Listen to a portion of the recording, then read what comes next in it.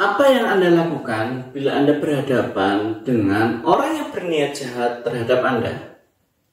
Mungkin berkelahi atau kabur menjadi suatu pilihan yang logis untuk Anda lakukan. Batas manusia dalam menghadapi orang lain mungkin 2-3 orang. Tapi bayangkan apabila Anda berkali-kali dianiaya dan masih bisa bertahan dan hidup. Ada satu mitos tentang satu orang yang cukup unik dan sangat terkenal hingga saat ini. Tentang bagaimana dia dianiaya berkali-kali oleh orang yang berniat jahat kepadanya, namun masih bisa bertahan dan hidup. Sampai akhirnya memang dia meninggal, namun usaha untuk membunuhnya luar biasa banyak. Kita bahas di Ensiklopedia Random.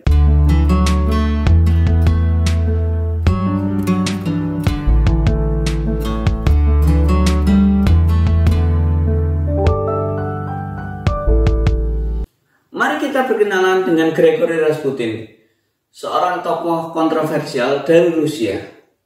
Beliau lahir dan besar di daerah Siberia, yaitu wilayah paling dingin di kerajaan Rusia. Pada waktu itu, negara Rusia masih belum seperti saat ini, dan Uni Soviet masih belum terbentuk. Nama Rasputin sangat terkenal di abad ke-19 dan awal abad 20. Rasputin berasal dari keluarga yang biasa-biasa saja, bukan merupakan seorang bangsawan. Namun, dia berhasil merangkak naik menuju pola perpolitikan tertinggi di kerajaan Rusia pada waktu itu. Awal mula kedekatan Rasputin dengan keluarga kerajaan, yaitu Tsar Nicholas dan Ratu Alexandra, adalah ketika putra dari mereka mengalami suatu sakit yang susah disebutkan pada waktu itu, yaitu penyakit hemofilia. Rasputin pada waktu itu entah bagaimana caranya dengan kemampuan seadanya mampu menyembuhkan pangeran dari kerajaan Rusia tersebut. Pada waktu itu di mana teknologi dan informasi tidak seperti sekarang, tentu orang-orang yang memiliki kelebihan di bidang medis akan dianggap menjadi orang yang hebat. Bahkan Rasputin sendiri dianggap menjadi orang suci karena kedekatannya dia dengan keagamaan. Hingga akhirnya Rasputin mulai dekat dengan anggota keluarga kerajaan, terutama Kaisar Tsar Nicholas dan Ratu Alexandra. Rasputin mulai dilibatkan di kegiatan perpolitikan kerajaan Rusia dan dianggap sangat licik dan manipulatif oleh orang-orang yang tidak suka kepadanya. Kebencian ini tentunya diawali dari Rasputin yang memang bukan berasal dari golongan bangsawan. Hingga akhirnya para bangsawan sangat membenci karena dianggap Rasputin memanipulasi Kaisar Nicholas untuk mendapatkan posisi yang dia inginkan. Sampai akhirnya pada suatu malam di tahun 1916, Rasputin dieksekusi mati oleh orang-orang yang membencinya. Banyak mitos yang misterius tentang bagaimana Rasputin ini meninggal. Mayat Rasputin memang ditemukan di sungai dekat dengan istana kerajaan Rusia. Namun, spekulasi tentang bagaimana kematiannya sampai sekarang belum bisa benar-benar dipecahkan oleh para peneliti. Dari pertama, menyatakan bahwa Rasputin dipukuli oleh banyak orang.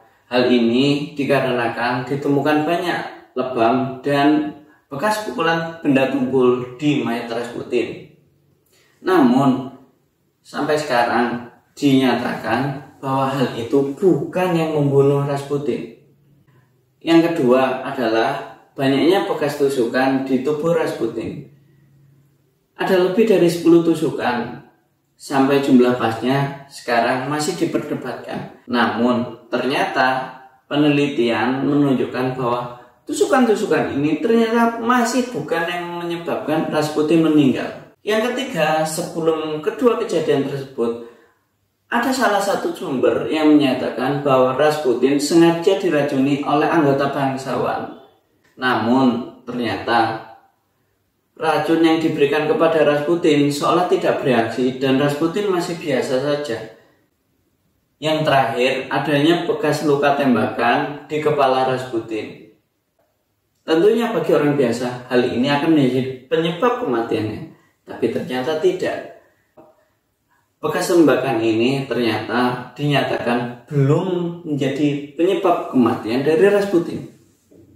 Yang terakhir yang cukup mengkagetkan adalah pernyataan di mana penyebab kematian Rasputin adalah hipotermia, atau kondisi di mana suhu tubuh kita terlalu dingin hingga menyebabkan kita meninggal.